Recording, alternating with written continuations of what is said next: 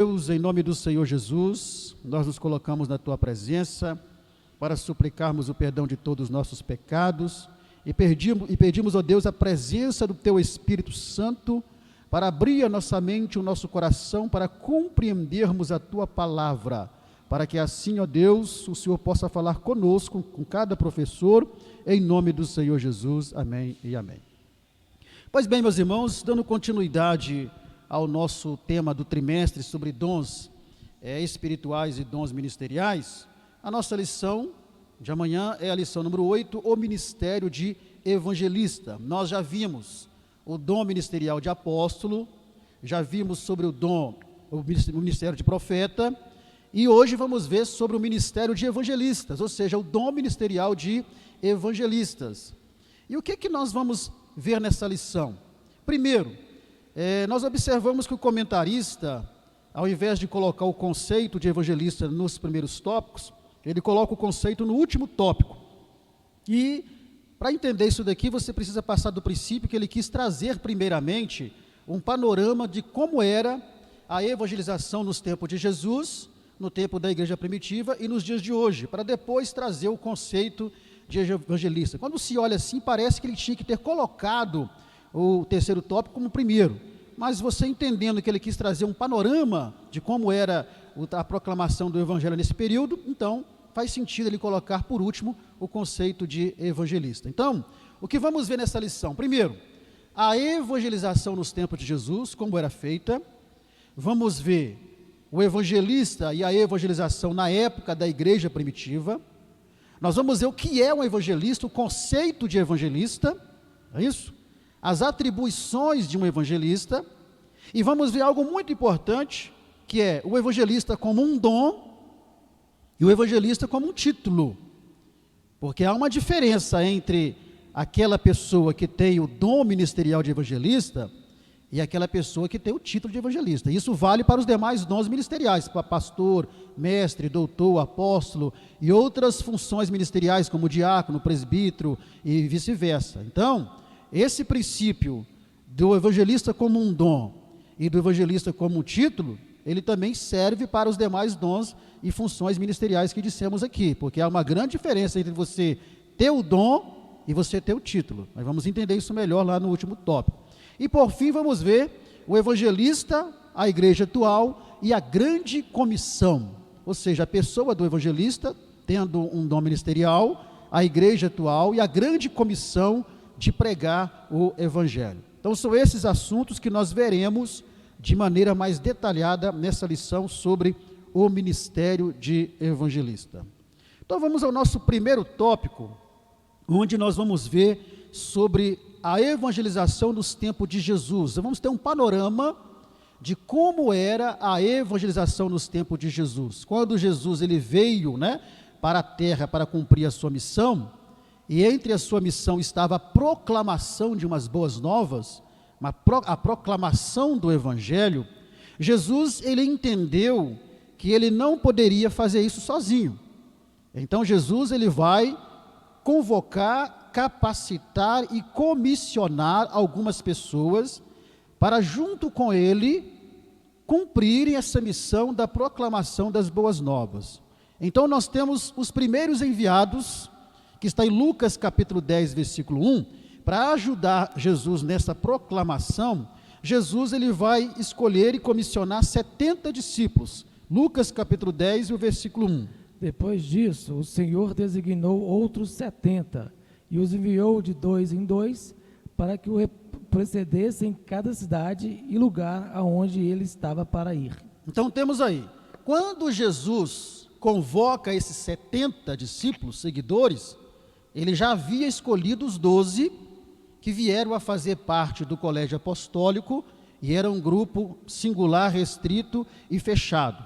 Então Jesus agora, ele chama mais 70, não para fazer parte dos 12, mas capacita e comissiona esses 70, enviando esses 70 exatamente ali para o norte de Israel, os 12 para o norte de Israel, os 70 para o sul, e Jesus ele vai seguir para Jerusalém. Então Jesus convoca, além dos 12, Jesus convoca mais 70 homens, e os distribui de dois em dois, porque o dois também tem a simbologia da comunhão. Então, os distribui de dois em dois para pregarem e proclamarem o Evangelho. Pois bem, agora, nós observamos uma coisa muito importante, que embora Jesus, ele tivesse convocado os 12 apóstolos, e convocado também mais 70 homens, que são os primeiros enviados para proclamar as boas novas do Evangelho de Cristo, Jesus, ele vai deixar bem claro, que mesmo esses 82 homens, eram poucos, para o tamanho da missão que tinha que ser realizada. Nós vamos confirmar isso lá em Lucas capítulo 10, o versículo 2. E lhes fez a seguinte advertência: a seara é grande, mas os trabalhadores são poucos. Rogai, pois, ao Senhor da seara que mande trabalhadores para a sua seara. Então Jesus, ele vai nos dizer uma observação. São 82 homens, 12 apóstolos, mais os 70 discípulos escolhidos e enviados. Ele vai dizer que é pouco. Ele vai dizer, olha, grande é a seara, mas poucos são os trabalhadores, poucos são os ceifeiros. E por que eram poucos? Eram poucos porque nem todos estavam dispostos à renúncia para poder atender esse pedido e fazer essa missão da proclamação de evangelho implicava em renúncia. Nem todos estavam dispostos a renunciar, era necessária uma dedicação, e eles também não poderiam proclamar a si mesmos, não poderiam trazer uma mensagem própria, não, teria que ser uma proclamação de Jesus, e trazer uma mensagem única e exclusivamente sobre Jesus e o reino de Deus. Então implicava em renúncia, implicava em dedicação, implicava em que eles não iriam falar de si mesmo, não iriam falar uma mensagem criada por eles, mas uma mensagem direcionada por Cristo. Lucas capítulo 10, versículo 9, vai nos falar sobre isso. Curai os enfermos que nela houver, e anunciai-lhes: a vós outros está próximo o reino de Deus. E anunciai que está próximo o reino de Deus. Então, eles não iriam trazer uma mensagem para esta vida, eles iriam trazer uma mensagem para a vida eterna. Não iriam trazer uma mensagem de prosperidade material, mas iriam trazer uma mensagem direcionando as pessoas para o reino de Deus. Então, implicava em que essas pessoas tivessem essa consciência. Não era uma mensagem que iria agradar a todos, porque o que as pessoas querem ouvir hoje?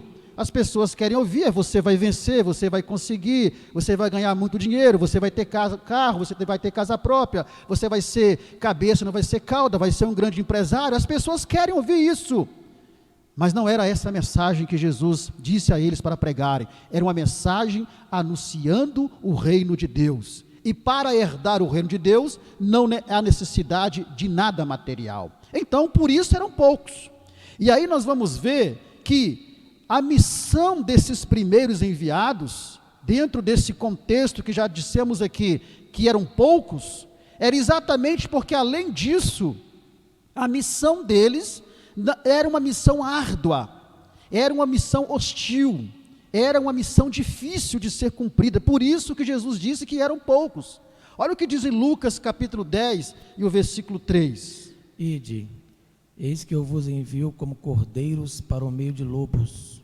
Eis que vos envio como cordeiro ou como ovelhas no meio de lobos. E é interessante nós observarmos aqui, que as mesmas palavras que Jesus vai dizer para os 70, é a mesma palavra que ele disse para os 12. Lá em Mateus capítulo 10, depois você vai ler o capítulo todo, essas mesmas palavras que Jesus está dizendo para os 70, ele disse para os 12 lá atrás, que eles também seriam enviados como ovelhas no meio de lobos. Então era uma missão hostil, eles estavam sendo enviados para um mundo que não era um lugar agradável, mas era sim um ambiente perigoso para eles, por causa da mensagem que eles iriam pregar.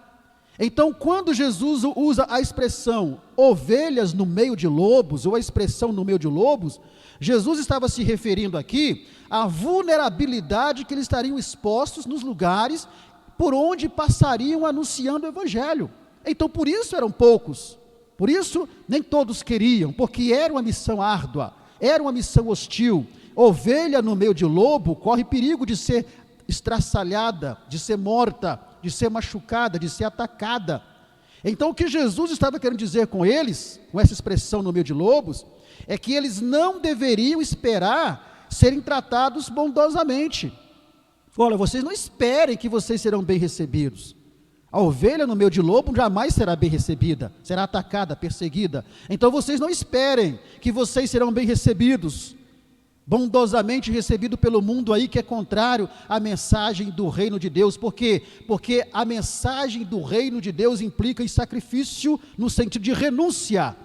Sacrifício no sentido de renúncia, porque o sacrifício maior foi feito, mas implicava numa renúncia do ser humano ao pecado, implicava numa renúncia do ser humano aos prazeres do mundo. Então, era uma mensagem que iria provocar mais raiva do que alegria nas pessoas, e por isso Jesus está dizendo: olha, vocês não esperem ser bem tratados, porque vocês serão rejeitados, vocês serão perseguidos, vocês serão até ameaçados de morte por minha causa e por causa do evangelho e da mensagem que vocês vão pregar. Aí nós começamos a entender por que Jesus disse que eram poucos os ceifeiros para aquela grande seara, porque não é qualquer um que está disposto, a cumprir uma missão dessa. E nós vamos ver que lá na frente Paulo, ele vai ter consciência disso, porque já no encontro de Paulo com Jesus, nós vamos ver Paulo tendo consciência daquilo que o esperava quando ele começasse a anunciar o reino de Deus e a proclamar o evangelho de Cristo.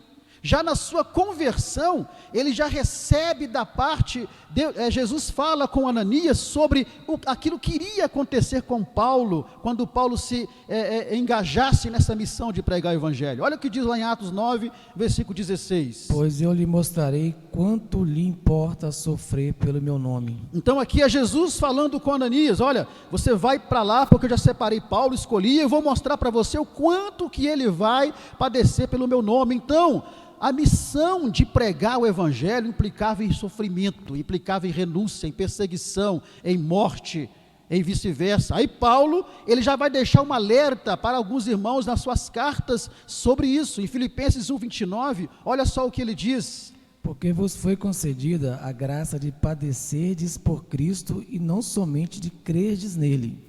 A graça, quer dizer, o favor imerecido de padeceres por Cristo. Então, para Paulo, o sofrer por amor a Cristo era uma graça de Deus, era um favor que ele não merecia. Olha só o que ele vai dizer em 2 Coríntios capítulo 11, 23 a 27, ele faz uma relação de tudo que ele enfrentou, por amor a Cristo e por amor à pregação do Evangelho. São ministros de Cristo, falo como fora de mim. Eu ainda mais, em trabalhos, muito mais em prisões, em açoites, sem medida, em perigos de morte, muitas vezes. 5 vezes recebi dos judeus uma quarentena de açoites, menos um. Fui 3 vezes fustigado com varas, 1 vez apedrejado, em naufrágio, 3 vezes. Uma noite e um dia passei na voragem do mar. Em jornadas, muitas vezes em perigos de rios, em perigos de salteadores, em perigos entre patrícios, em perigos entre gentios, em perigos na cidade, em perigos no deserto, em perigos no mar, em perigos entre falsos irmãos, em trabalhos e fadigas, em vigílias, muitas vezes, em fome e sede, em jejuns, muitas vezes em frio e nudez. Olha só, tudo isso Paulo sofreu por amor a Cristo, por amor ao Evangelho. Então a missão dos primeiros enviados já era, desde a época de Jesus, uma missão árdua, uma missão hostil, uma missão perigosa, uma missão que implicava em perseguição, sofrimento, rejeição e até morte. E Paulo vai sofrer tudo isso e ele deixa escrito, alertando sobre isso. Pois bem, mas uma coisa maravilhosa vamos ver, é que Jesus, ele vai confirmar a missão dos primeiros enviados. Qual que era a missão deles? A proclamação do Evangelho. Era uma missão hostil, perigosa, como já vimos aqui. E eles então saem de 2 em 2 para a proclamação do Evangelho. Eles vão para um lado, os 12 para o outro, e Jesus vai para Jerusalém, e assim o Evangelho começa a ser proclamado. E quando eles completam a missão deles, passando por várias cidades e aldeias, eles retornam alegres. E eles retornam alegres exatamente porque eles operaram milagres, maravilhas, sinais aconteceram por meio da vida deles, e aquilo fez com que eles se sentissem felizes. Então eles voltam alegre, retornam com alegria até Jesus. Em Lucas 10:17, apenas a primeira parte vai dizer isso. Então regressaram os 70, possuídos de alegria, dizendo... Até aí. Então retornaram os 70 possuídos de alegria. Depois que eles cumprem a missão deles, eles voltam alegres, felizes. Por quê? Porque eles tinham recebido poder em nome de Jesus para pregar aquela mensagem do reino de Deus, para desincumbir a missão deles com graça e autoridade. Receberam poder, era a confirmação da missão deles. E Lucas capítulo 10, versículo 9, versículo 17 e o 19 vai nos falar sobre isso. Orai aos enfermos que nela houver e anunciai-lhes, a vós outros está próximo o reino de Deus. Agora 17. Então regressaram os 70 possuídos de alegria, dizendo: Senhor, os próprios demônios se nos submetem pelo teu nome. 19. Eis aí vos dei autoridade para pisar de serpentes e escorpiões, e sobre todo o poder do inimigo, e nada absolutamente vos causará dano. Então, quando eles voltam alegre. Por quê? Porque eles estavam investidos da mesma autoridade espiritual dos 12. É o que eu disse aqui atrás, a mesma autoridade que Jesus tinha dado para os 12, Jesus concedeu também para os 70. Veja só a autoridade que Deus deu aos 12, em Mateus capítulo 10, versículo 1, vamos ver que autoridade foi dada para eles. Tendo chamado os seus 12 discípulos, deu-lhes Jesus autoridade sobre os espíritos imundos, para os expelir e para curar toda sorte de doenças e enfermidades. Então, exatamente isso que aconteceu com os 70. A mesma autoridade que Jesus havia dado aos 12, também concedeu para eles poder sobre os demônios, sobre todo tipo de enfermidade. Então eles voltam trazendo um relatório da missão deles, um relatório positivo, completo da missão deles, e eles ficaram contentes, ficaram alegres pelos sinais e pelas maravilhas que tinham acontecido na missão que eles foram cumprir. Mas aí vemos algo interessante, que Jesus vai advertir eles, para que eles não fizessem do poder sobre os demônios, do sucesso da missão deles, uma fonte fundamental da alegria. Jesus vai dizer: olha, vocês estão alegres porque aconteceu isso? Vocês estão alegres porque os demônios sujeitaram a vocês, porque as enfermidades foram curadas? Mas entenda uma coisa, que essa não seja a principal fonte fundamental da alegria de vocês. Mas o que Jesus vai dizer para eles, é que eles deveriam se alegrar por um motivo muito maior. Por quê? Porque eles já tinham recebido autoridade para realizar tudo aquilo. Eles já tinham recebido autoridade para expulsar demônios, já tinham recebido autoridade para curar as enfermidades. Então, era natural que aqueles sinais iriam acontecer na missão deles. Então, que eles não precisavam alegrar com aquilo não, porque eles já tinham autoridade da parte dele para que aquilo acontecesse, mas que deveriam se alegrar por algo muito maior ainda. Capítulo 10, versículo 20. Não obstante, alegrai-vos não porque os espíritos se vos submetem, e sim porque o vosso nome está arrolado nos céus. Então vocês estão alegres por causa disso? Não, se alegrem porque os vossos nomes estão escritos no livro da vida ou escritos nos céus, porque essa é a principal missão do Evangelho. É evidentemente que a proclamação do Evangelho traz cura, traz sinais e maravilhas, mas o principal do Evangelho é levar o homem o quê? A salvação. Então o que Jesus estava dizendo para eles é que eles deveriam se alegrar mais pela salvação do que pelos sinais operados, pelos sinais realizados, porque a salvação ela supera os sinais. Então o que nós aprendemos aqui é que a evangelização no tempo de Jesus era uma evangelização com os primeiros enviados, escolhidos, comissionados e enviados por Jesus na propagação do Evangelho. Era uma missão árdua, era uma missão difícil, porém uma missão que teria confirmação de Jesus pela autoridade concedida a eles, e mesmo diante das perseguições, mesmo diante de todas as lutas que eles passariam, Jesus estaria com eles e milagres iriam acontecer, mas que o principal motivo da alegria deles deveria ser a salvação, que era proporcionada através do Evangelho de Jesus Cristo. Amém, irmãos? Tranquilo até aqui? Alguma pergunta, comentário, participação? Os irmãos têm a oportunidade de levantar a sua mão e fazer. Ou se alguém estiver assistindo também e quiser fazer a sua pergunta, entra no chat, faz a pergunta que, na medida do possível, responderemos. Pois bem, esse é o primeiro tópico. Nós vimos aqui, então, um panorama, como era a evangelização na época de Jesus. Quando Jesus, ele escolhe os 12, escolhe os 70 e envia-os para poder cumprir a missão de pregar o evangelho. Agora vamos ao nosso segundo tópico, e nós estamos correndo um pouco com esses dois tópicos, porque queremos nos demorar mais um pouco no terceiro, que é o tópico mais prático da nossa lição. No segundo tópico, vamos ver sobre a grande comissão, que é a mesma comissão lá dos primeiros enviados por Jesus, que é a evangelização na época da igreja primitiva e também a evangelização nos dias de hoje. Então Jesus, ele deu uma missão para a igreja. Está em Marcos, capítulo 16, versículo 15 e 20, nós temos aqui a primeira parte dessa missão, ou dessa comissão que Jesus deu para a sua igreja, tanto a igreja primitiva, como a igreja também nos dias de hoje. Marcos 16, 15 ao 20. E disse-lhes: ide por todo o mundo e pregai o evangelho a toda criatura. Quem crer e for batizado será salvo, quem, porém, não crer será condenado. Esses sinais hão de acompanhar aqueles que creem. Em meu nome expelirão demônios, falarão novas línguas, pegarão em serpentes, e se alguma coisa mortífera beberem, não lhes fará mal. Se impuserem as mãos sobre os enfermos, eles ficarão curados. De fato, o Senhor Jesus, depois de lhes ter falado, foi recebido no céu e assentou à destra de Deus.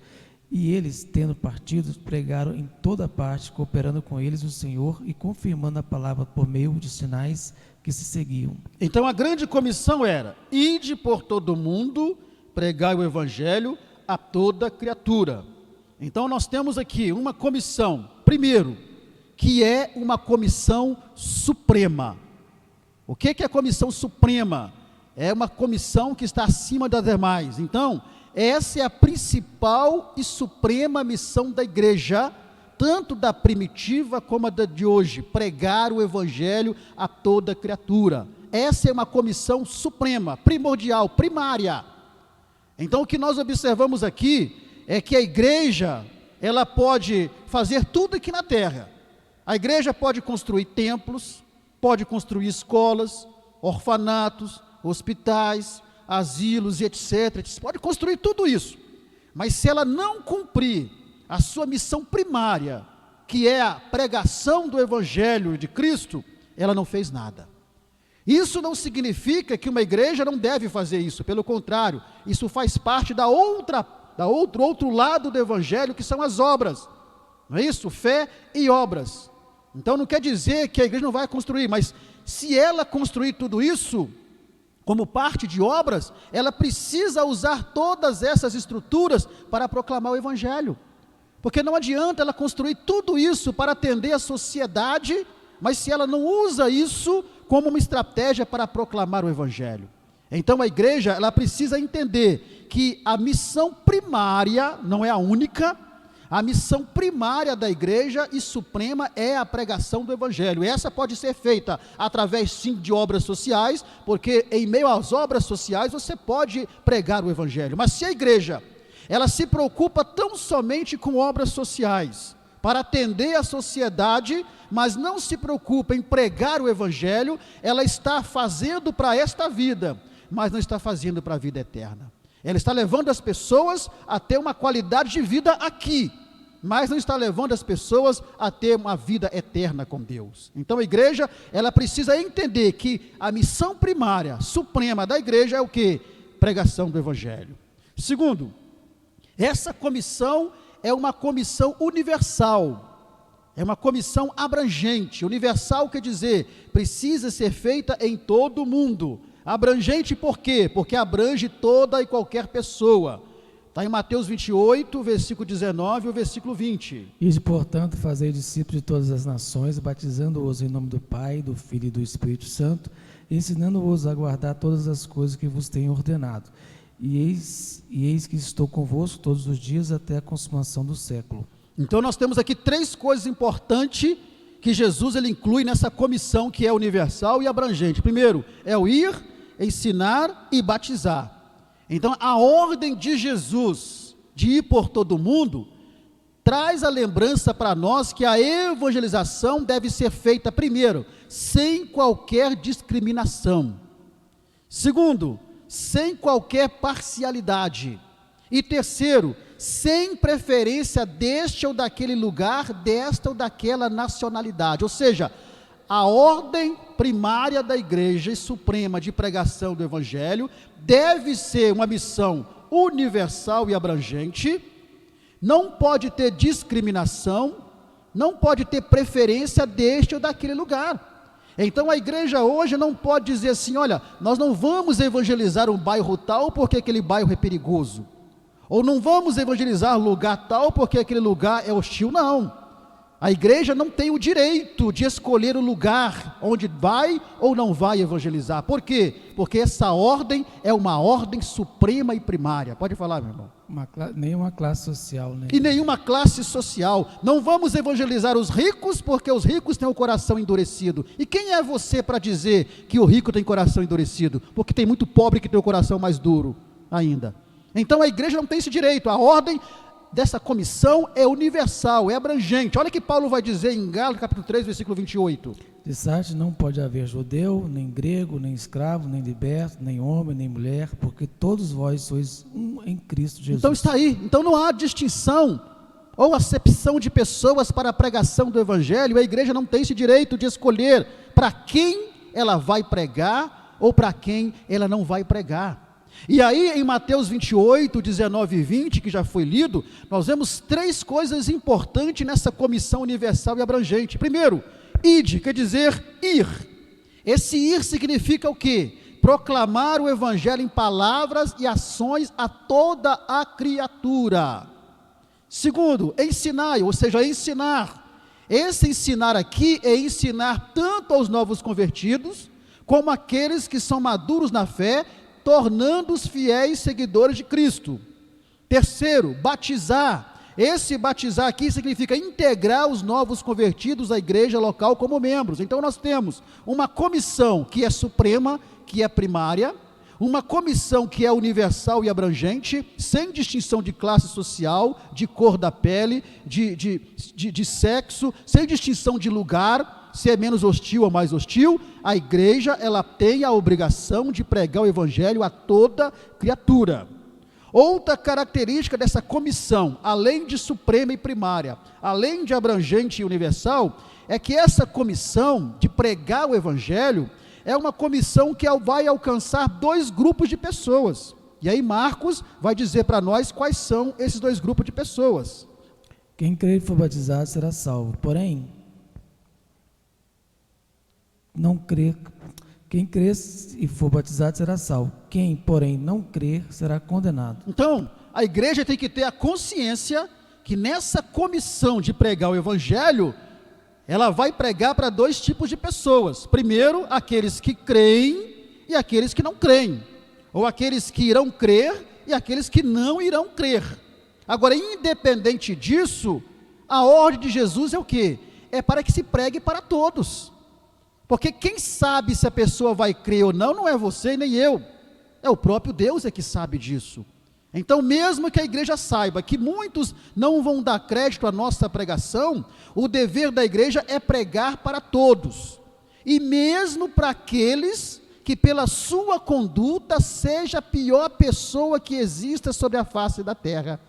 Ou seja, não importa se a pessoa é bandido, não importa se a pessoa é um traficante, não importa se a pessoa ele é um viciado, não importa se a pessoa é uma pessoa ruim, má, não importa a conduta dessa pessoa. A missão da igreja é o quê? É pregar o evangelho. Então, toda a humanidade carece da salvação, e ela precisa decidir o futuro dela eterno.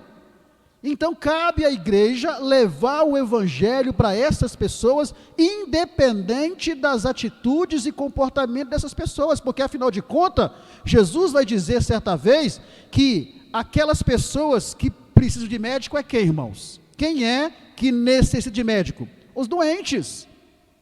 Então, pregar o evangelho é pregar sim para as pessoas, por pior que seja a sua conduta.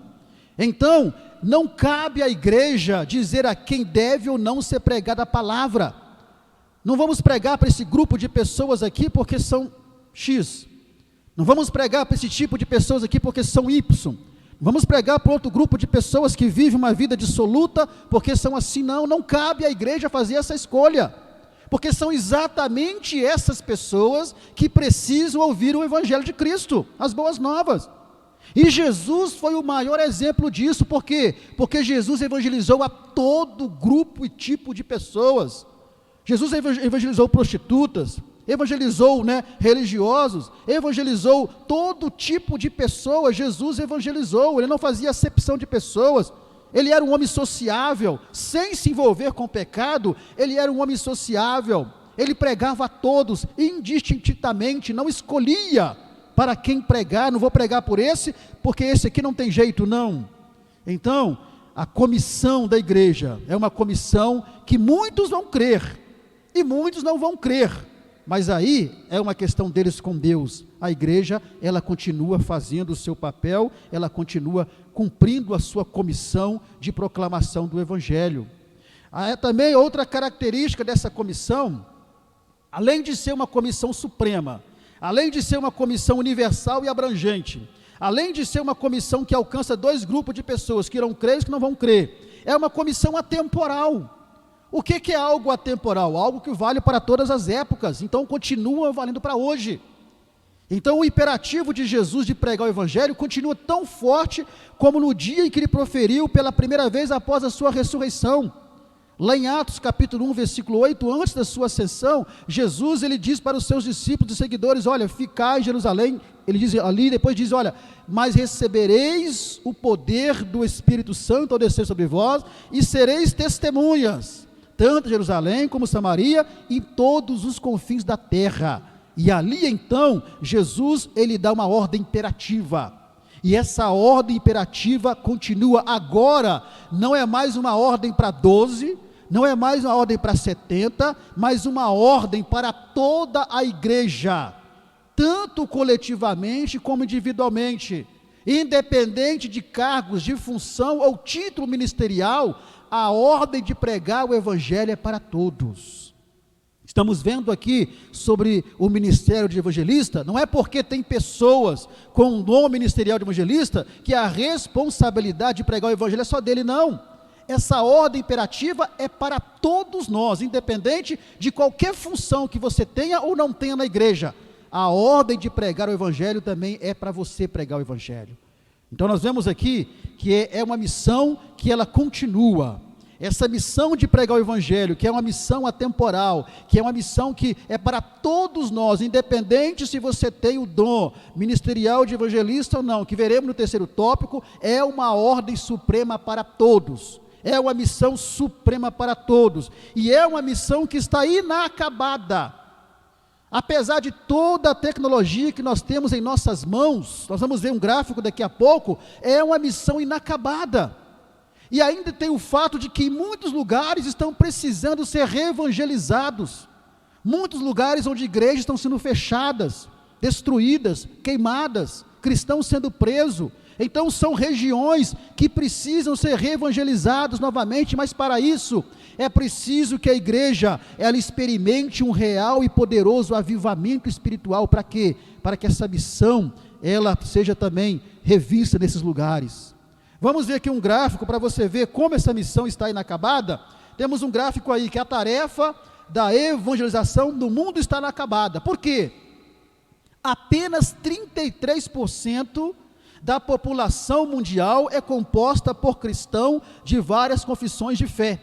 Então você vai ver onde está escrito 33% aí em azul.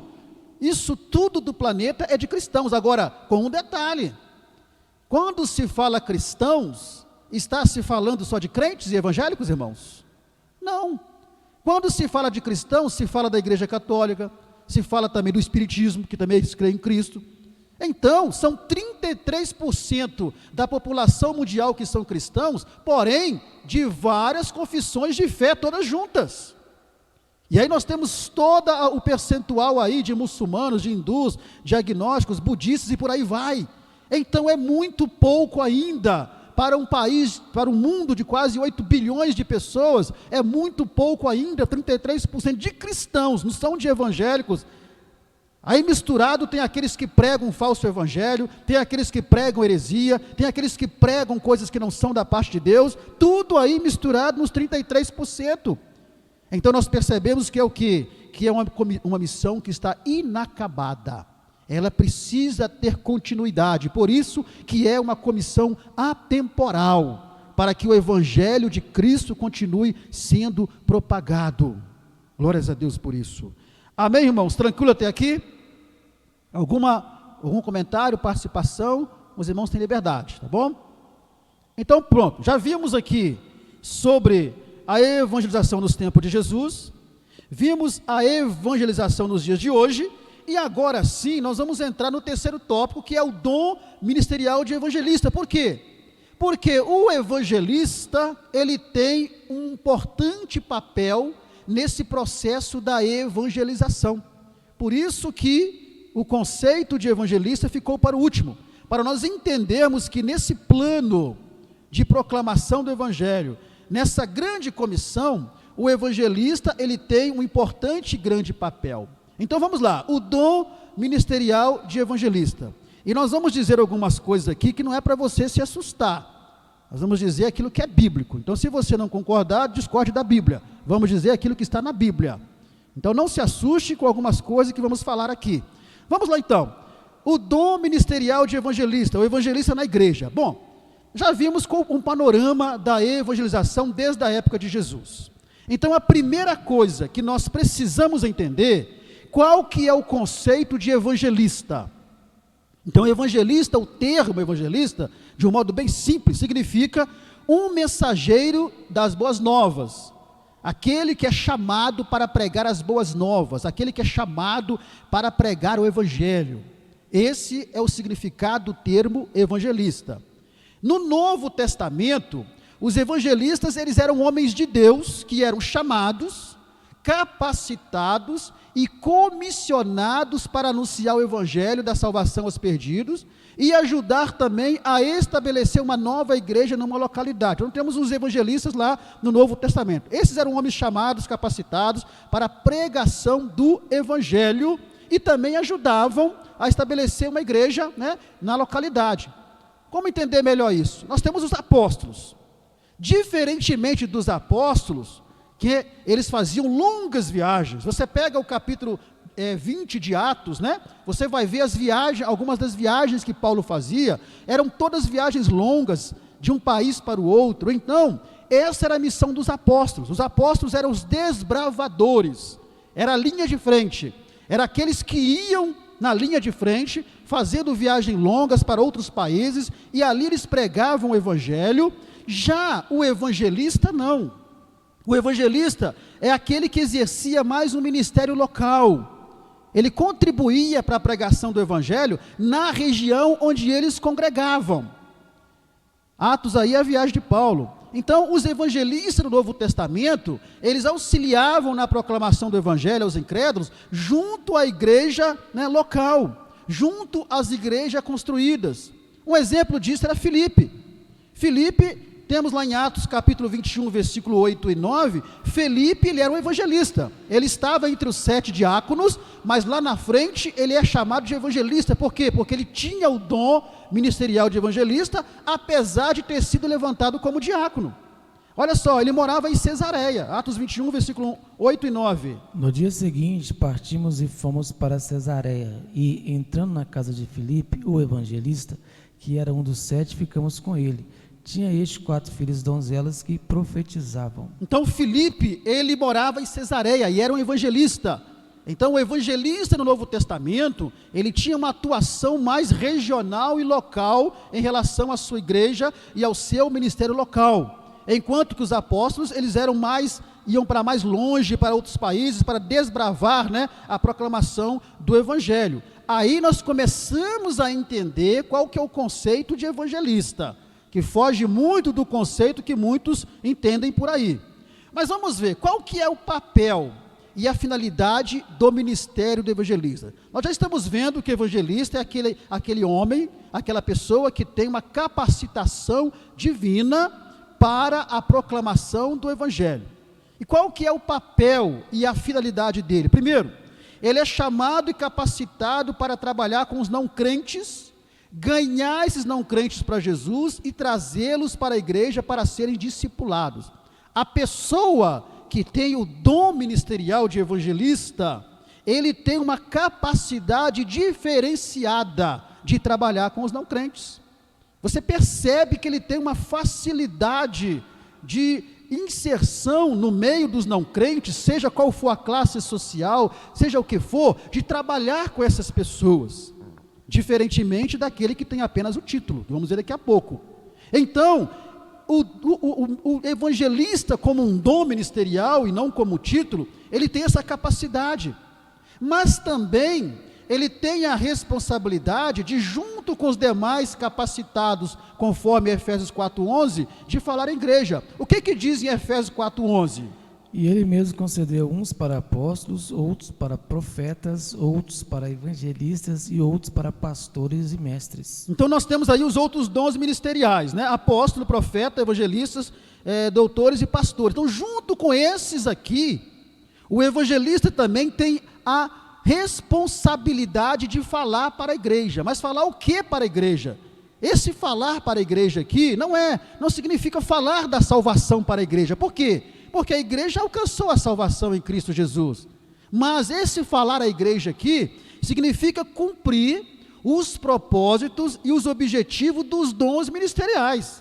Quais são os propósitos e os objetivos dos dons ministeriais? Está em Efésios 4, versículo 12 ao versículo 16. Convites ao aperfeiçoamento dos santos para o desempenho dos seus serviços, para a edificação do corpo de Cristo, até que todos cheguemos à unidade da fé e do pleno conhecimento do Filho de Deus, à perfeita varonilidade, à medida da estatura da plenitude de Cristo, para que não mais sejamos como meninos, agitados de um lado para o outro e levados ao redor por todo o vento de doutrina, pela artimanha dos homens, pela astúcia com que induzem o erro.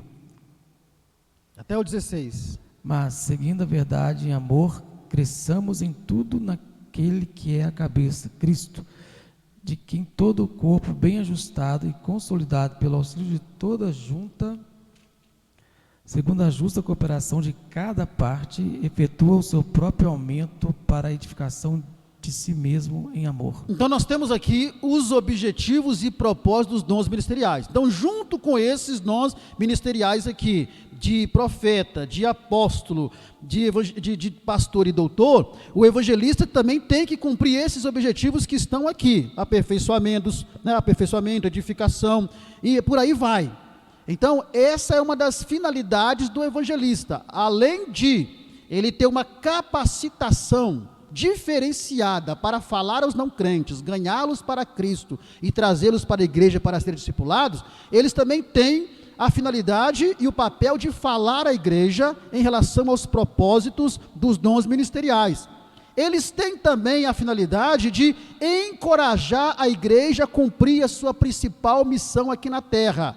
Qual é a principal missão da igreja aqui na terra? Pregar o evangelho. Então, o evangelista, aquele que tem o dom ministerial e não apenas o título, ele encoraja a igreja sempre a cumprir a sua missão, independente das circunstâncias. Para nós entendermos um pouco melhor sobre aquele que é o evangelista, que tem o dom ministerial de evangelista, vamos ver quais são as características do evangelista, aquele que tem o dom espiritual e não apenas o título. Veremos daqui a pouco sobre isso. Mas vamos ver algumas características daquele que é o evangelista tendo um dom ministerial dado por Deus. Primeira característica: o evangelista que tem o dom ministerial e não apenas o título, ele tem um ardente amor pelas almas perdidas. E nesse ardente amor que ele tem pelas almas perdidas, ele proclama o evangelho para 1000, mas proclama o evangelho também para 1. Aquele que tem um ardente amor pelas almas, ele não está preocupado em anunciar o evangelho apenas para uma igreja cheia, mas ele prega também para uma pessoa apenas. Por quê? Porque para ele, assim como Jesus disse, a alma tem um grande valor, uma alma, né, tem um grande valor. E aí você começa a observar aqueles que se dizem evangelistas, que se tiver 2, 3 pessoas na igreja não querem pregar. Vamos chegar lá. Outra característica do evangelista que tem o dom ministerial e não apenas o título: ele também é comprometido com a sua igreja local. Ele não é um doido desvairado que sai por aí sem nenhuma subordinação, sem alguém que esteja acima dele. Não, ele é comprometido com a sua igreja local. Terceira característica: ele é corajoso. Aquela pessoa que tem o dom ministerial de evangelista, com a capacitação diferenciada, ele é corajoso. Ele não tem medo de entrar nos becos e vielas. Ele não tem medo de ir lá naquele bairro onde todo mundo fala que é perigoso, onde os traficantes dominam. Não, ele não tem medo. Ele é possuído de uma coragem colocada em seu coração pelo fato dele não ser apenas um crente que evangeliza por obrigação, mas de um crente que tem um dom ministerial para evangelizar. Então ele é corajoso, ele prega sem se preocupar com as consequências. Outra característica é que o evangelista que tem o dom ministerial e não apenas o título, ele não desiste nas adversidades. Ele não desiste no primeiro obstáculo que estiver diante dele. Geralmente aqueles que não têm o dom de evangelista, porque a evangelização é um dever de todos nós, mas tem aquelas pessoas que têm uma capacitação diferenciada para isso. Então, diferente dessas pessoas que têm essa capacitação diferenciada, que é um dom da parte de Deus, muitos de nós desistimos no primeiro obstáculo. Estamos pregando e quando surge o primeiro obstáculo, estamos evangelizando de porta a porta, quando surge o primeiro obstáculo, nós recuamos, nós desistimos. Mas aquele que tem o dom ministerial de evangelista, não, ele não desiste. Outra característica é que ele aproveita as oportunidades improváveis. Estamos analisando as características daquele que tem o dom ministerial de evangelista e não apenas o título de evangelista. Ele aproveita as oportunidades improváveis. Ele está dentro de um ônibus, lotado, daqui a pouco alguém sentado perto dele fala assim: rapaz, mas a situação do mundo está perdida mesmo, não tem mais jeito. Opa, tem jeito sim. Aquele que tem o dom, ele já pega aquela oportunidade para pregar o evangelho. E muitos de nós que não temos o dom, o que fazemos? Nos calamos. Nos calamos. Aquele que tem o dom ministerial de evangelista, independente do título, um copo d'água que alguém pede para ele na casa dele, já é ali uma oportunidade de pregar o evangelho. Por quê? Porque é uma capacitação diferenciada. Talvez alguém pede uma água, um trabalhador aí da Copasa pede uma água na sua casa, e você leva o copo d'água para ele, e você não fala nada com ele quer só água. Mas aquele que tem um dom ministerial, mesmo que o indivíduo que está bebendo água não fale nada, aquele que tem um dom vai dizer assim: rapaz, você está bebendo essa água aí, mas eu conheço uma água que, olha, vai matar sua sede, que você nunca mais vai ter sede. Que isso? É pessoa com dom. Enquanto muitos de nós talvez nem perceberíamos uma oportunidade ali, mas aquele que tem o dom, ele aproveita essas oportunidades improváveis. Outra característica é que ele prega a Cristo. Ele não prega outra coisa a não ser a Cristo. Associado com essa característica vem a próxima, que é: ele tem o seu ministério focado na pregação do Evangelho. Ele não vai sair daí por aí pregando, evangelizando, ou dizendo: olha, Deus quer te dar uma casa nova, quer te dar um carro, quer te dar dinheiro. Não, nada disso. Isso aí, se Deus quiser dar, Ele vai dar, e com trabalho e esforço você consegue chegar lá. Mas o principal foco dele é o quê? É pregar o Evangelho de Cristo. Jesus Cristo salva, te leva para o céu, tem vida eterna para você. Esse é o foco dele. As outras coisas são bênçãos materiais adversas da salvação, que virão ou não. Outra característica do evangelista que tem o dom ministerial, e não apenas o título, ou talvez nem tenha o título, é que a sua grande alegria é ver um pecador regenerado. Ele sente uma alegria profunda quando ele prega para alguém e ele vê que aquela pessoa aceitou Jesus, ou mesmo quando ele não prega para alguém, mas que ele vê alguma pessoa aceitando a Cristo, ele se sente alegre, se sente feliz, ainda que aquela pessoa talvez o aborreceu, ainda que aquela pessoa talvez fez alguma coisa contra ele, mas como ele tem o dom ministerial de ganhador de almas, de evangelista, ele se alegra com a conversão daquela pessoa. E aí você vai tendo um conceito do que é realmente um evangelista segundo os princípios bíblicos de dom ministerial. Outra característica é que ele é disposto, está sempre atento à voz de Deus, ele está sempre disposto a pregar o evangelho, a evangelizar, está sempre disposto a levar a semente da palavra, sempre atento à voz de Deus. Isso é maravilhoso. Outra característica é que ele sabe ensinar as Escrituras, conhece a palavra também. Aí nós temos o exemplo de quem? De Filipe, não é isso? Mas o eunuco, Filipe eunuco, né? Eunuco mesmo, né? Filipe eunuco, que é o nosso texto base. Ali Filipe demonstrou conhecimento das Escrituras, não sai pregando bobagem por aí não. E uma outra característica é que ele é cheio do Espírito Santo.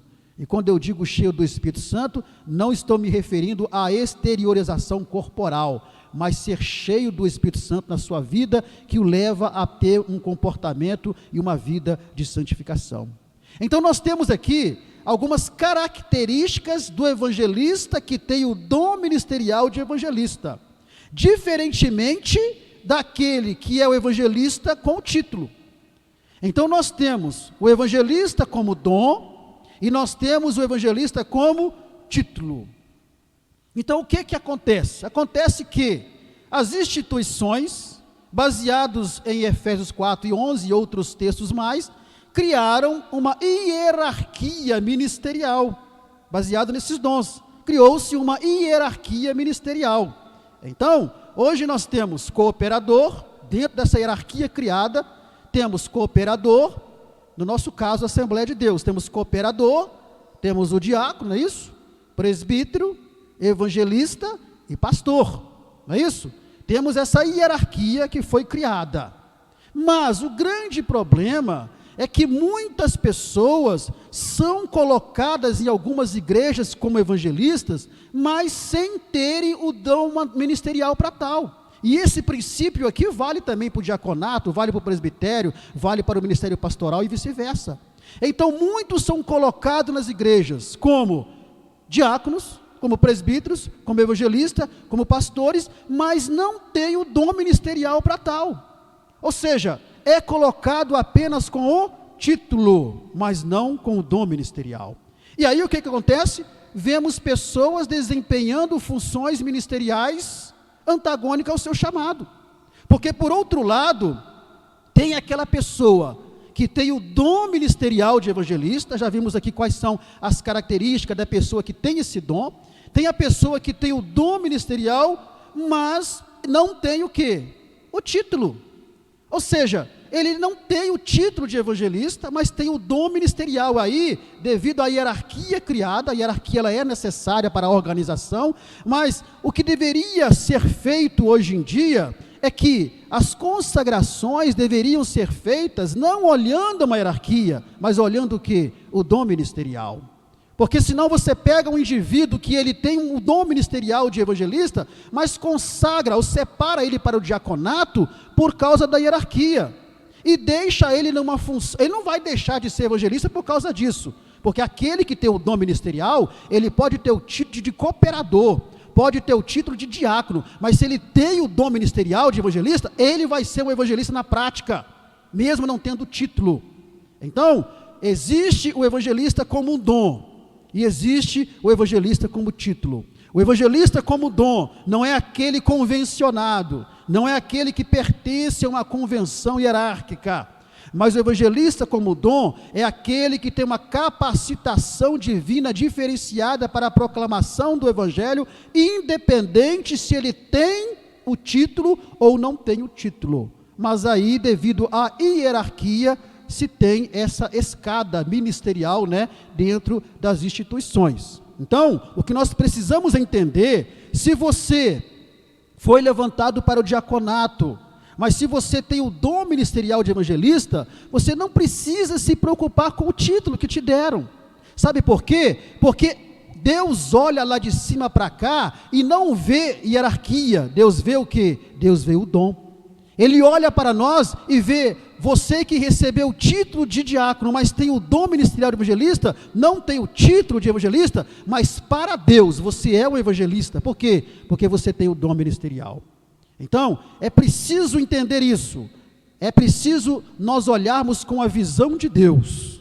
A hierarquia existe, sempre vai existir, ela é necessária para a organização, mas entendendo que a visão de Deus não é uma visão hierárquica. A visão de Deus é uma visão de dom que Ele deu para os homens e para as pessoas. Então, muitas vezes a pessoa, ela não tem o dom ministerial de pastor, mas foi levantado como pastor por causa da hierarquia, mas não tem o dom ministerial. E aí a igreja sofre, porque o pastor também tem algumas características próprias, bíblicas, daquele que tem esse chamado para ser pastor.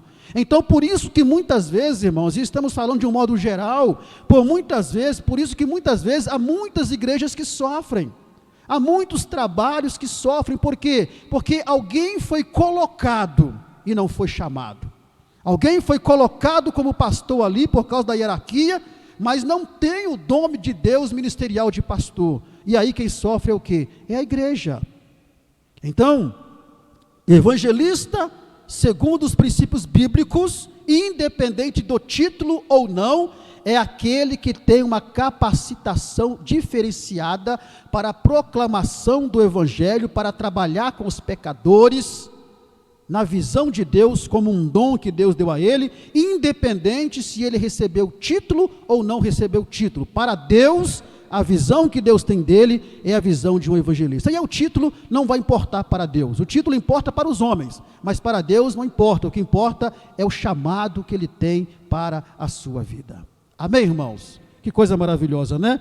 Então nós aprendemos, resumindo, o evangelista na igreja não é aquela pessoa que tem um título apenas, mas é aquela pessoa que tem um chamado de Deus, um dom de Deus ministerial para evangelista. E ali, repito, muitas vezes ele não terá o título, ou terá o título, porque há aqueles que têm o título, mas também têm o dom. Então se encaixou no título recebido, mas há aquele que tem o título, mas não tem o dom, e há aquele que tem o dom, mas não tem o título, mas na visão de Deus, é um dom que Deus deu para aquela pessoa, independente do título. Então não é para ninguém ficar triste ou aborrecido, porque não tem o título, mas se Deus te deu o dom ministerial naquilo que Deus chamou você para fazer.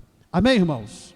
Para nós terminarmos, alguma participação, alguma pergunta, comentário, os irmãos têm liberdade agora de fazer, para passarmos para a nossa conclusão.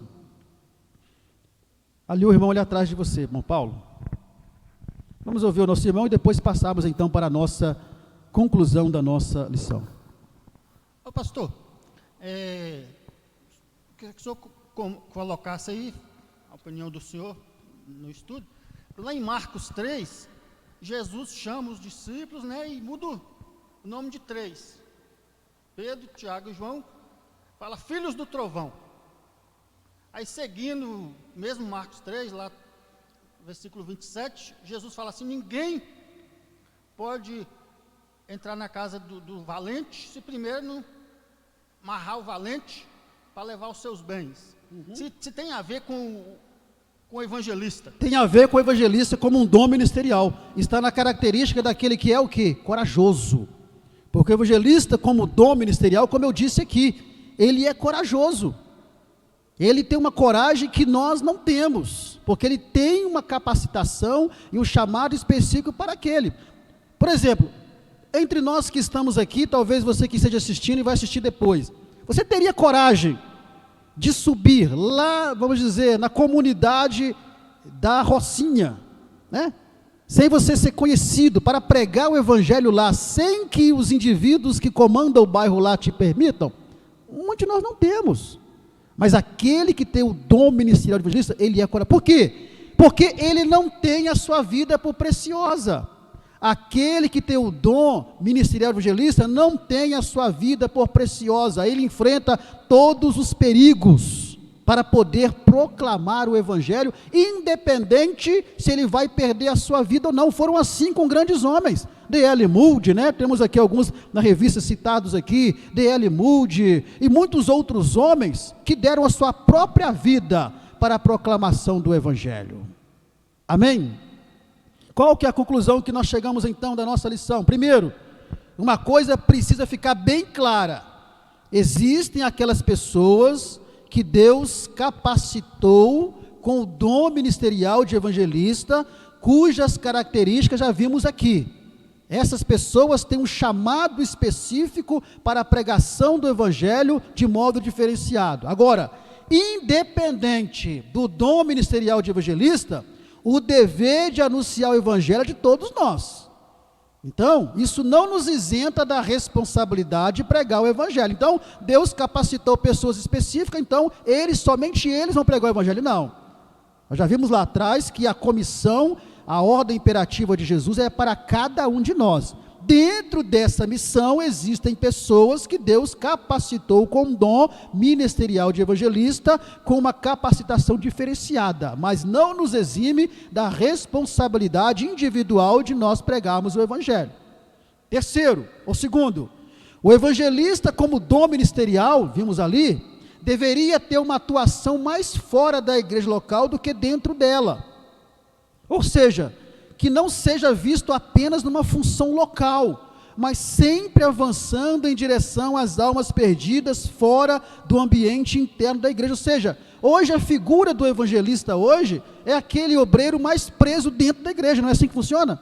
Fica mais preso dentro da igreja, na igreja local, mas como dom ministerial deveria ser diferente. Deveria ser aquele indivíduo que ele sai para a rua para pregar o evangelho, sempre avançando em direção às almas. Mas como é baseado muitas das vezes na hierarquia e não no dom, acaba que o evangelista de hoje, ele fica preso à igreja local, sem cumprir um objetivo principal da pessoa evangelista, que é o quê? Ir em encontro às almas perdidas. Para terminarmos, olha o que Paulo vai dizer sobre a recompensa e sobre o dever de pregar o evangelho, de fazer o papel de um verdadeiro evangelista. 1 Coríntios 9, versículo 16 ao versículo 18. Se anuncio o evangelho, não tenho de me gloriar, pois sobre mim pesa essa obrigação, porque ai de mim se não pregar o evangelho. Se eu faço de livre vontade, tenho um galardão, mas se constrangido, é então responsabilidade de despenseiro que me está confiada. Neste caso, qual é o meu galardão? É que, evangelizando, proponha de graça o evangelho para não me valer do direito que ele me dá. Glórias a Deus. Olha só, muito interessante aqui, que na Bíblia Nova Vida, ela tem uma tradução bem mais simples, a Bíblia Viva também tem uma tradução bem mais simples, mas o que Paulo está dizendo aqui, que é interessante, sobre a obrigação que nós temos de pregar o evangelho. E ele fala sobre a recompensa, e ele fala que mesmo ele tendo aquela obrigação de pregar o evangelho, ele tem o prazer e a alegria de pregar o evangelho, e a disposição de se desfazer de qualquer mérito pessoal. Por quê? Porque esse era o seu ardente amor, pregar o evangelho para o resgate das almas perdidas. Amém, irmãos? Que Deus nos abençoe, que nós tenhamos uma excelente escola bíblica dominical amanhã, onde nós possamos aprender mais sobre esse ministério tão maravilhoso que é o ministério de evangelista. E o que nós queremos dizer é que nós não ensinamos nada aqui que não esteja na Bíblia. Então, se você contradizer, contradiga a Bíblia. Eu não tenho nada a ver com o que você vai dizer, eu tenho a ver com a Bíblia Sagrada. E você que nos acompanha, se você desejar receber esse material em slide e PDF, está aparecendo para você o nosso contato, entre em contato, que teremos o maior prazer de enviar para você gratuitamente esse material, como temos fazendo aí com centenas de irmãos aí pelo Brasil afora. Vamos estar em pé e agradecer a Deus por mais essa aula, para que nós sejamos abençoados amanhã, e que nossos alunos possam buscar de Deus os dons espirituais, buscar de Deus os dons ministeriais, e exercer o dom ministerial que recebeu. Se esquecer de título, esqueça o título, mas exerça o dom ministerial que Deus te deu, porque a visão de Deus não é a hierarquia, a visão de Deus é o dom que Ele te deu.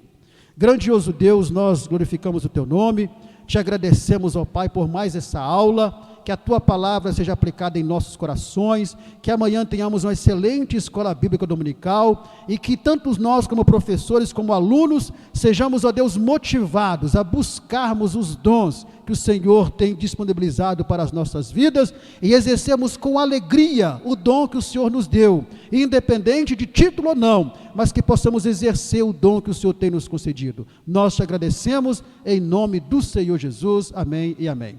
A graça de nosso Senhor Jesus Cristo, o amor de Deus e a comunhão do Espírito Santo com todos. Amém e amém. E até semana que vem.